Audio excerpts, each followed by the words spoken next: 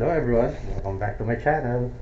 Nagsasalita ako ngayon para ma-audio test itong pinakabagong, well, not necessarily pinakabago, na nabili namin sa Lazada, yung Xiaomi na mini camera. So, papansin nyo nandito siya ngayon, no? Kasi meron siyang clip na hindi natatanggal. So, not sure kung paano ko siya ma-mount in other creative ways. Pero, at the moment talagang ganyan siya. Inipit ko na lang muna sa zipper na itong bag na to. Downside, itong ganitong setup, dumudulas yung, yung bag eh. So, not pretty sure. Mukhang siguro mariresolve ba itong issue na to pag sinikpitan ko itong bag na to. Okay, let's go.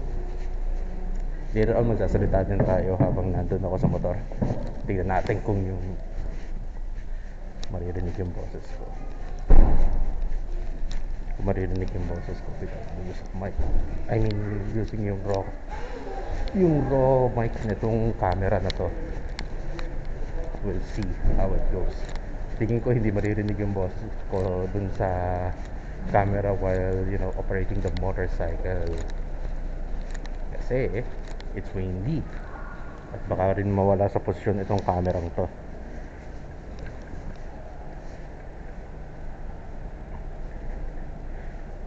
Baka ito muna. Okay, dumudulas nga talaga yan. Dumudulas yung bag ko. From its position. So yun yung mahirap. I think pag sinikipan ko to bag ko, I think medyo masasolve yung dulas issue, hopefully. Yan, sinikapan ko yung bag ko. Hopefully hindi na siya masyadong tumulas. Yan.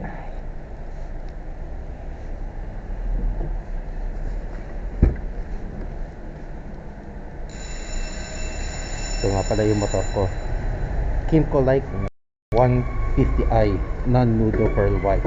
Yan.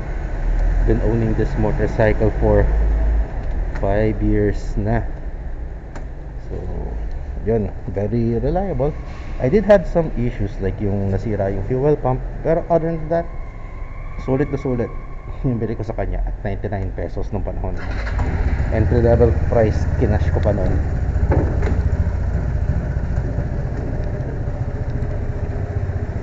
Sulit na sulit. Nasira lang sa kanya at the moment is yung yung dito sa glove box niya na hindi ko mapakita ngayon kasi nakasabit sa bag ko itong camera.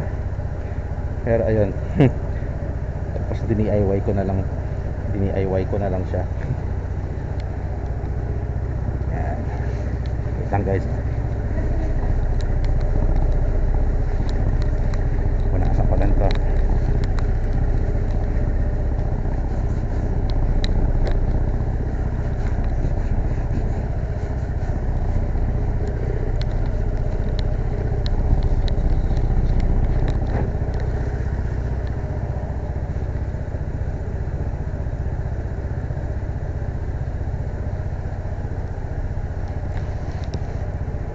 Nadulas pa.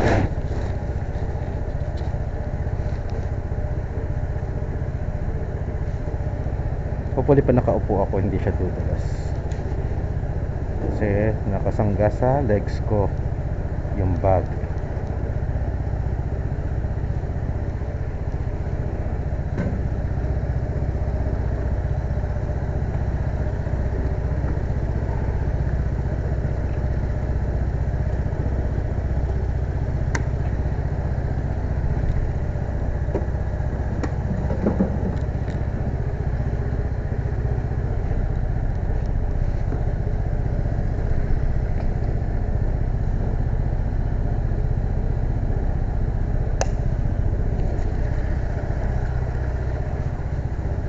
Guys, nakikita nyo kung yung routine ko ngayon every time na magmamotor ako.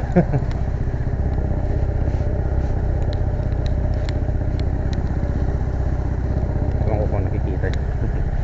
Anyway, marami akong routine before ako umanda. Lalo na ngayon magdadala kami ng laundry.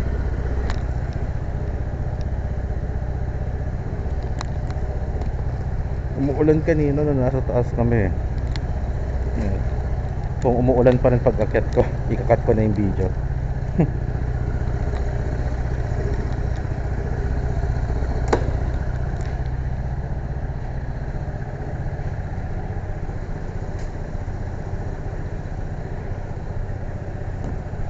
Sabi sa comment section, rainproof daw itong camera eh. Yeah, rainproof yun. Pero itong bag ko, I don't think na rainproof to eh. Kaya tatanggalin ko na mamaya.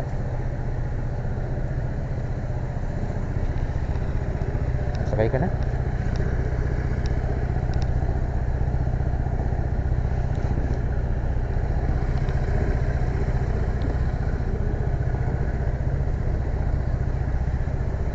Ito pala, nilagay natin yan doon sa loob.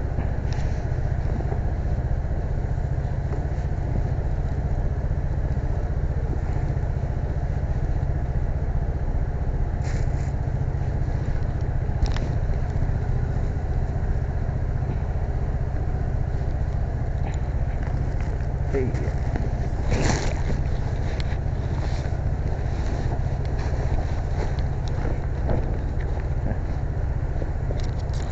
Okay, hindi siya nasa optimal position ngayon kasi ang dami naming dala guys. Nakapatong siya ngayon dito sa cargo namin. Patong yung bag ko ngayon, so I think medyo nakaangat ngayon yung camera.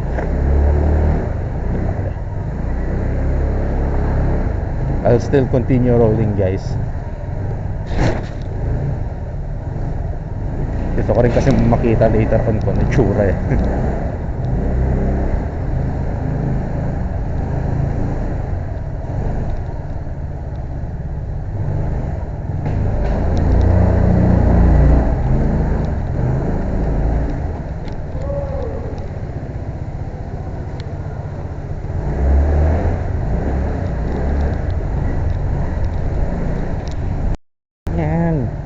Hindi na naulan pero nakaangat ngayon yung camera dahil kasi nga nakapatong dito sa cargo namin. Later on pag diniskarga ko ito, pagpunta ko ng Pure Gold, makikita natin how it looks like dun sa current setup ko ngayon.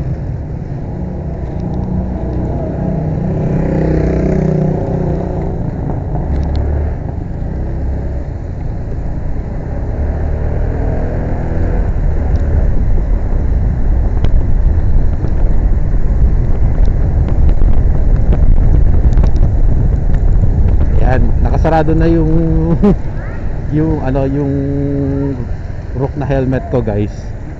So I think yung audio ko, I'm not sure kung clear. I think medyo dito, parang siguro tunnel din sound or something.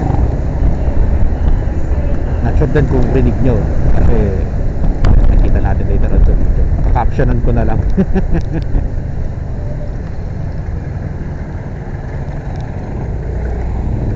Dahil kasi ako fan talaga ako ng fan ako ng mga videos na nasa chest mount. Other than very stable kasi parang ang ganda nung ang ganda ng vantage point pag naka chest mount kumpara dun sa chin mount. Pag chin mount kasi syempre, riders tingin sa kanan, tingin sa kaliwa. So not necessarily nakakahilo pero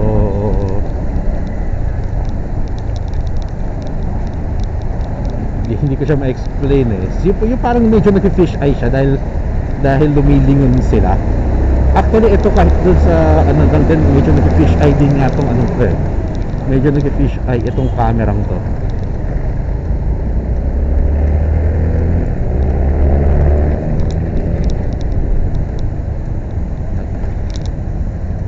Ang kagandahan dito kay Kimco dahil malaki siya, very stable. Dito kay Kimco like 150i, I mean meron na namang nakaharang.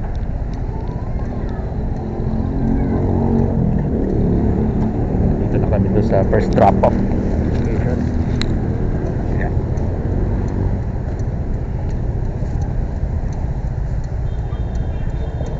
Nakakit ako sa ronde guys.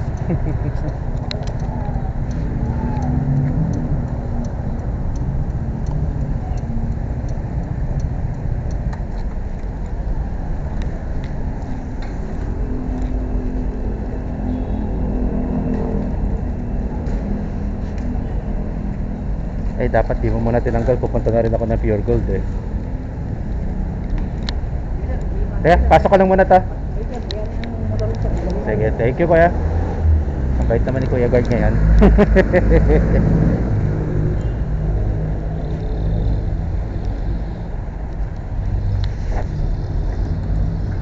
Ayan, okay. So now, I'm currently do sa optimum position. Now, medyo nilingon ko downward. I could see na medyo nakaangat. Nakaano yung angle ng camera. So, pasok mo natin. Pasok mo na dito. And thank you kuya. Thank you. Grabe yung pila. Tingnan ko muna kung may kailangan si Sista before I go to Pure Gold.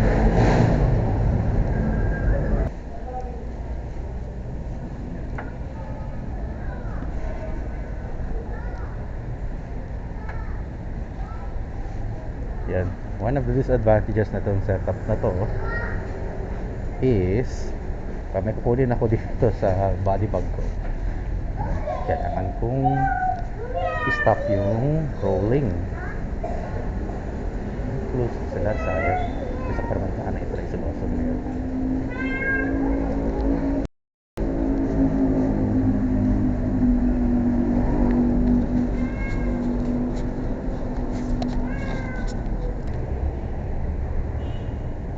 Okay guys, we're back to regular programming. Yan. Okay, so this time I'll be in my optimal riding position.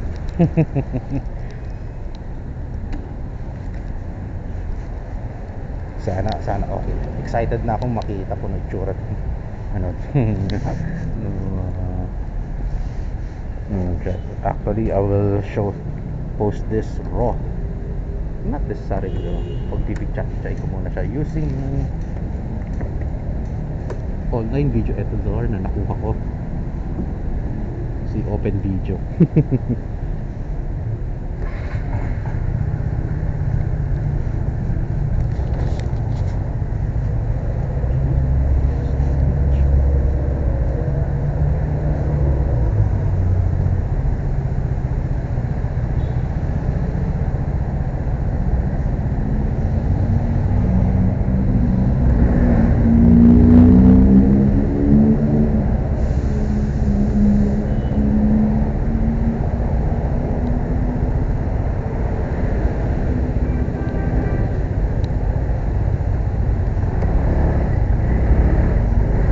Sige, babalik ako kuya. Thank you.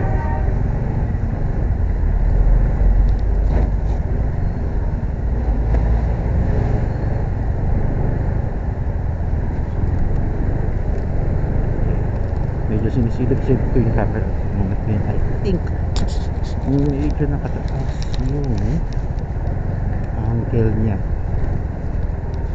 than desired.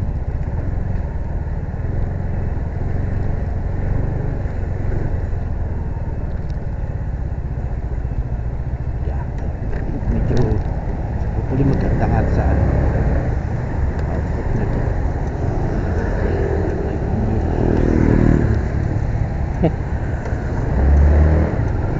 Medyo napapa DJ DLS accent ako ngayon ha. Shout out DJ DLS.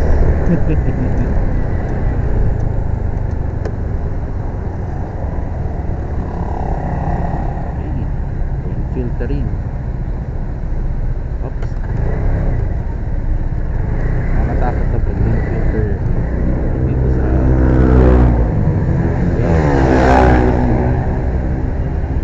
side mirror. Lalo na pag yung stock. Well, not really lalo.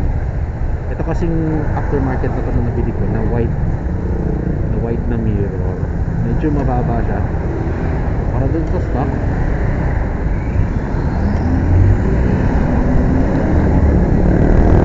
Pero hagit pa rin yung mga side mirrors kung hindi mo nasasakyan. Kasi mataas yung manibela.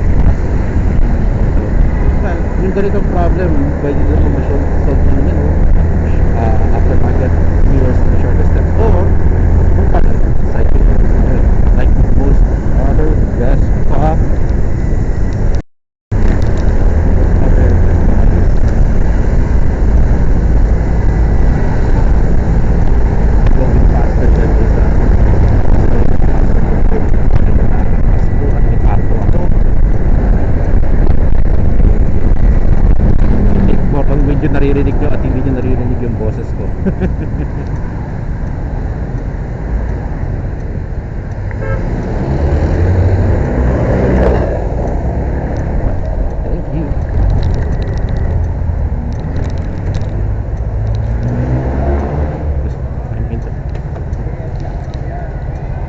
Thank you, kuya. I'm very interested how that humps look like on this camera. Siguro natanggal completely sa magandang angulo. Ganito.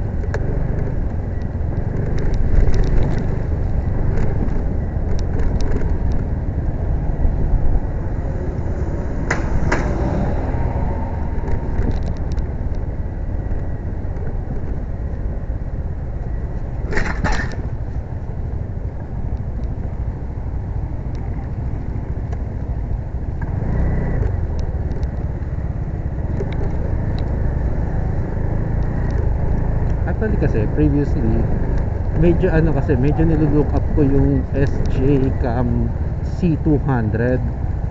Akala siguro ni ate ito yun. Medyo magkaitsura sila pag yung sa picture. Actually kasi lang to, parang biglang bumili si ate, parang sinurprise ako. Ayun, it's more of a body camera, hindi siya action. Well, you could use it as an action camera if on kasi merong isa nag-share ng picture. Ang ginawa niya, meron pa rin siyang parang Motowolf na crossbar, tapos meron siyang naka-extend na bar na doon niya kiniklip. Looking at it, parang hindi ako kampante doon sa posisyon na yun pero maganda naman yung clip niya. Very solid and sturdy yun.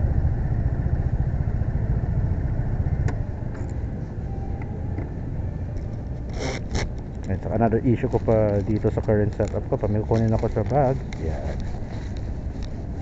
yan yung nangyayari. Yeah.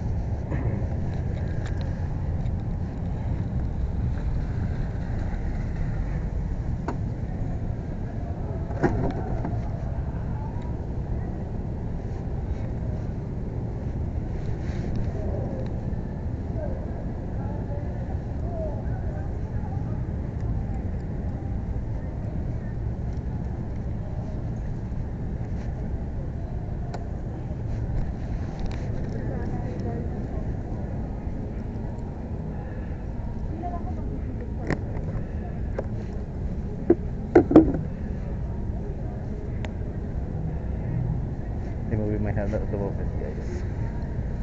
After this one, I'll continue rolling pero hindi na magsasalita. Ayoko magmukhang tanga sa loob ng Pure Gold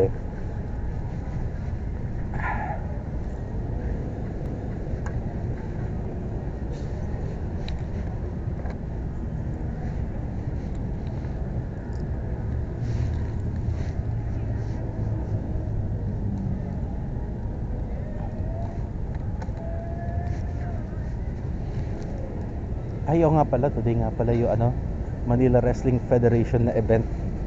Nandito sila sa may tapat na Pure Gold.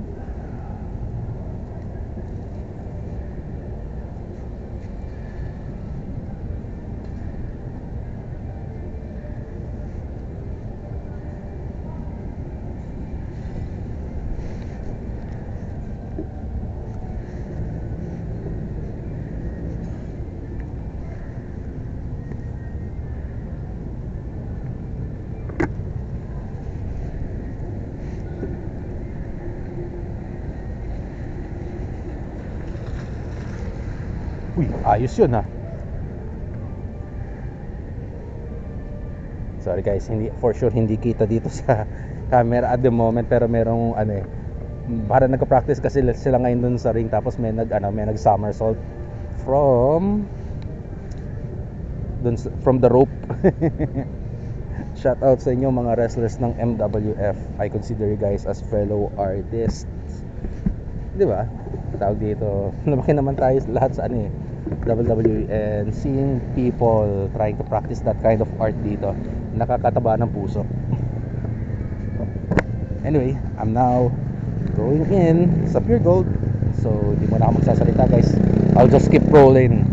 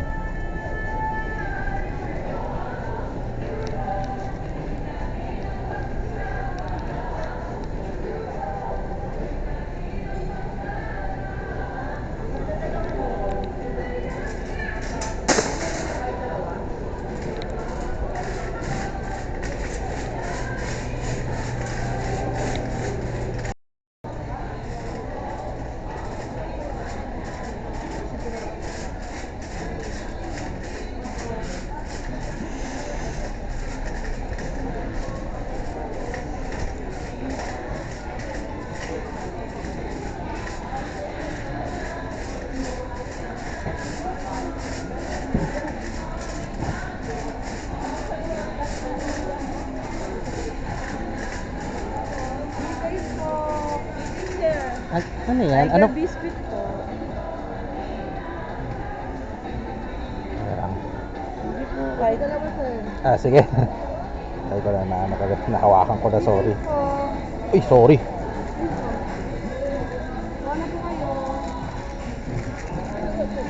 Kuha na po kayo ma'am. Free Thank taste you. po. Tiger biscuit po.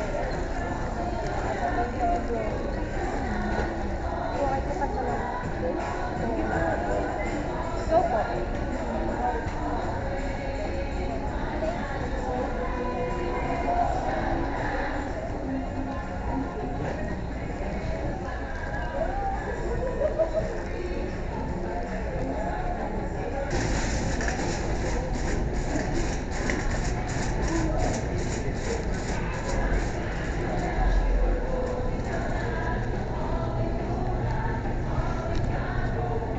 Thank you.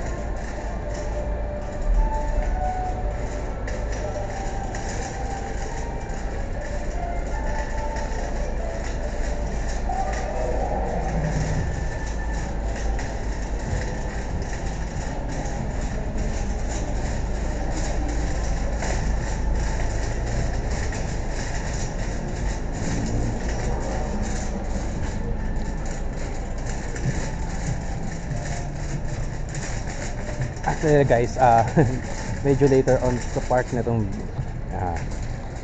during my later part ng pag-iikot sa Pure Gold, I noticed na nag-bounce pala tong body bag ko sa tummy ko. So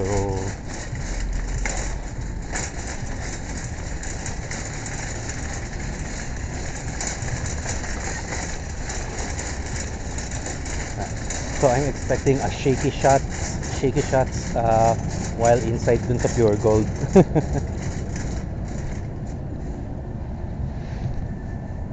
Siguro talaga itong, I think this camera may be more meant, you know, as a security feature, more of for vlogging. I don't know guys.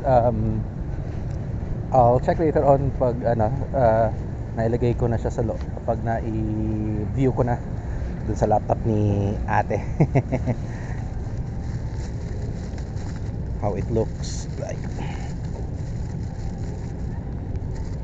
Given na less than 1,000 to, actually maganda yung maganda yung resolution. Well, not exactly maganda, parang mas nagagandahan pa ako doon sa wide angle nung Asus ko eh.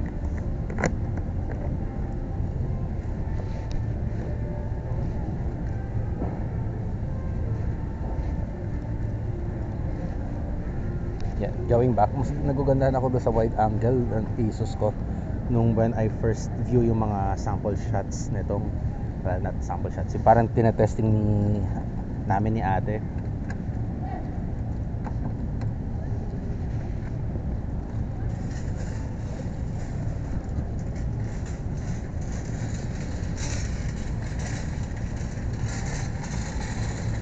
Parang powdery yung parang powdery yung video, if that's the term. Usually yung powdery na it happens pag yung camera nag-adjust sa dilim. Not sure kung hindi lang kasi siguro well lighted yung yung condo unit namin, kaya parang nagpa-powder siya. Hopefully dito sa shot na to hindi siya masyado nagpa-powder, no? Pero so far kasi mas gusto ko yung wide angle shot ng Asus ko. So nga pala, if you've noticed the like 150 rides tonight na playlist ko, yung first video ko doon, yung Unity ride, I used the Realme. Na hindi ko na ginagamit yun for video shots. Pag na lang talaga, pag nagpa-playthrough ko na lang ginagamit yun. Kasi as you've seen dun sa una kong video, pag against the light, GG GG yung shot, hindi mo kita yung yung subject ng video mo. Actually ito nung nandun ako sa loob ng kwarto, medyo ganun din eh. So actually I still have to test it for a night ride shot. hopefully ito, medyo maliwanag naman yan. Hopefully maganda yung output niya.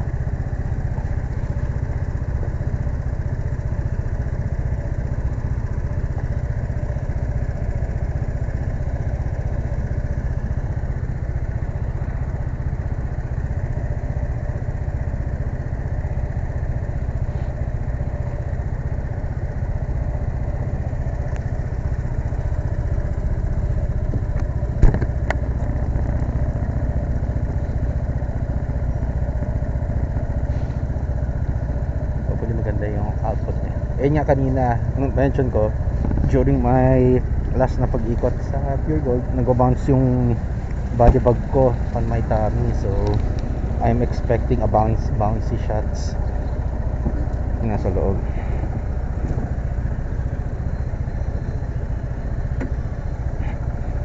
For 1,000 pesos, I think this is a great option kung ang intent mo lang talaga is, as a security, parang as a security feature dahil kasi okay naman yung resolution niya. Pero for vlogging, I'm having doubts using it as, as a body cam for the intent of vlogging. Siguro kung I want to take shots or B-rolls ng, pag namasyal ako, B-rolls nun, I think I can use it. Dahil kasi lang siya, size lang ng pen eh.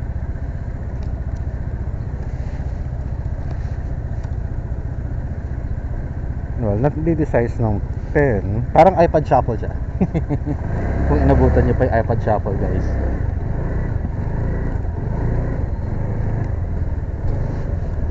May nakapasok na taxi sa loob.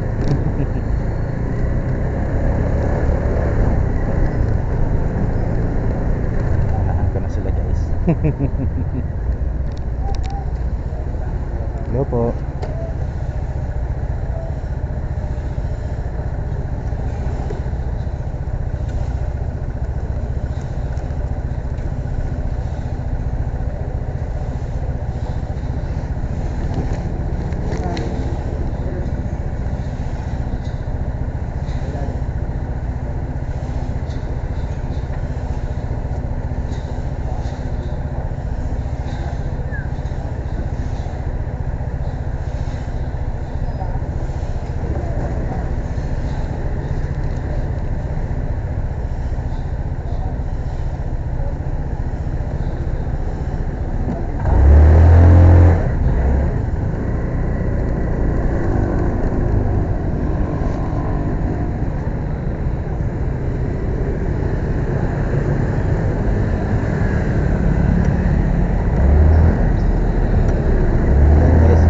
Riding ngayon, now that I noticed kanina na my bag was bouncing nung naglalakad ako.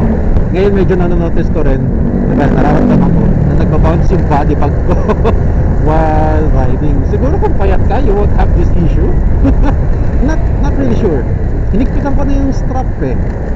So, yun. Yup, I could see it shaking way more. I think mas okay talaga kung yung chest mount, yung naka-solid na chest mount kaysa yung nakaipit lang sa bag yung camera. I think guys, itong camera to, siya, and the best application niya is, kung, of course, syempre, you don't want to spend something expensive for security purposes like this. May simpleng dash cam ka lang.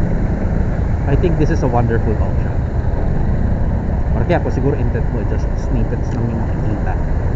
You can also use it, I think, parang so far maganda yung audio niya eh. Ite-testing ko to pa nag-practice kami ng Oswald. Tingin ko maganda yung audio capture nito pa nag-practice kami ng Oswald. Actually, camera to ni ate. So, hindi to sa akin. So, hiramin ko na to. Pag may jam siguro kami ng Oswald, hiramin ko tong camera na to. Then I'll figure out kung saan pwedeng i-clip ko. Actually, kung may music stand yung studio na mag-practicean namin, perfection. Perfection for sure. Kung merong music stand, tapos ilalagay mo doon.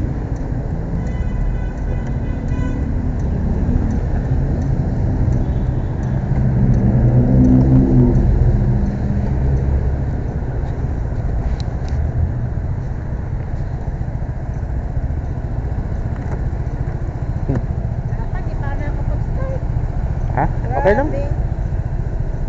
Mamaya babalik ako dito tapos bilhin na lang kita ng food. Grabe. Naunahan kasi tayo. Grabe, kita mo yung maleta. Oo. Ang dami. Kaya mo lang. Wala, hindi naman tayo nagmamadali ngayon eh. Hindi na ako kasi tutulog. Oo.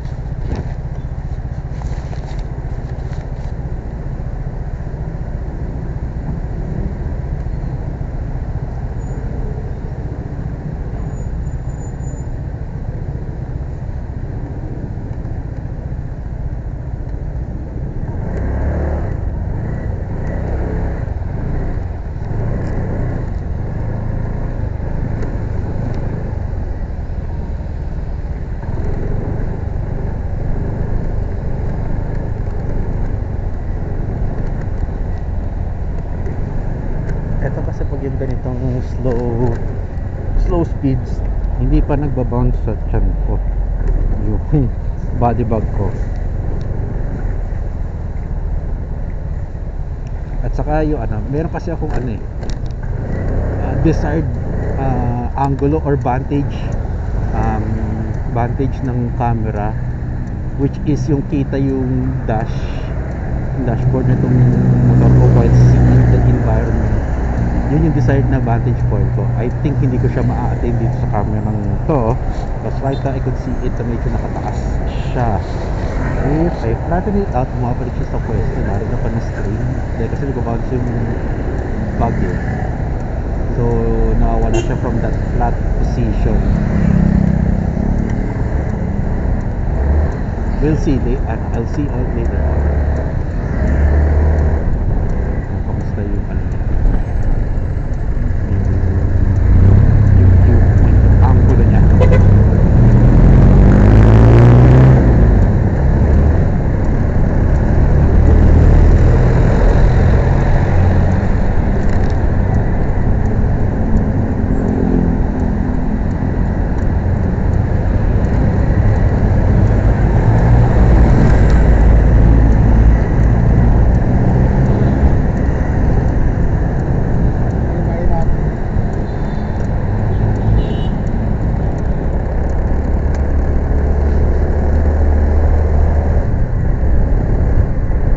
Still try using this sa upcoming Momo ride namin.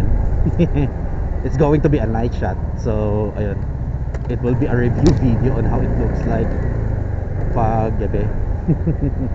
Hindi ako maka-join sa rides ng DJ DLS every Friday kasi parang it's family day sa akin. Nasa Bacoor ako. Tinry ko dati yun, nirat-rat ko ng Bacoor ako kasi hindi ako umabot sa ride nila. Yun, like, hindi sila tumatambay ng masyadong matagal yun. Yung DJ DLS group rides. Hindi ko sila inabutan. Parang usually 10 PM nakakauwi na kagad sila eh.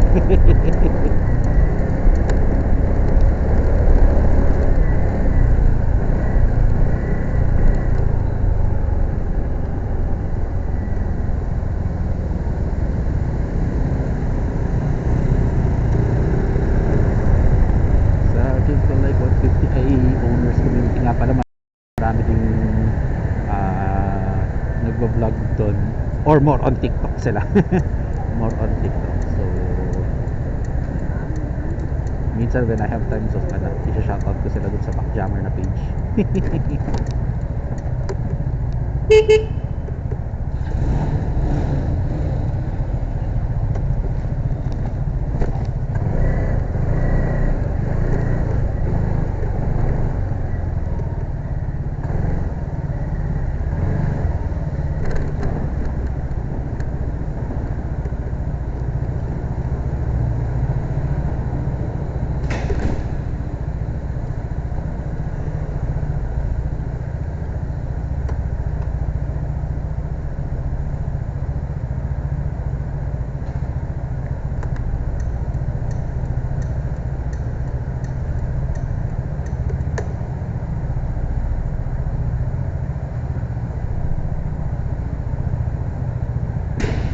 Ang isa sa wish ko, sana nabili ko sana meron itong ganitong camera way back the time na meron kami nung music studio ni Jim. Yung Rock of Ages Music Studio sa may Buendia. Perfect na perfect to dun sa music stand din. Parang ang ganda kasi parang pinig ko ang ganda ng vantage point shot while someone is performing. Nakalagay siya dun sa music stand. I don't know. Tingin ko lang naman yun, guys.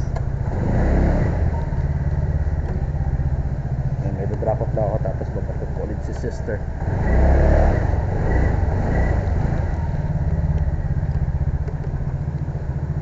That'll be all for now, guys.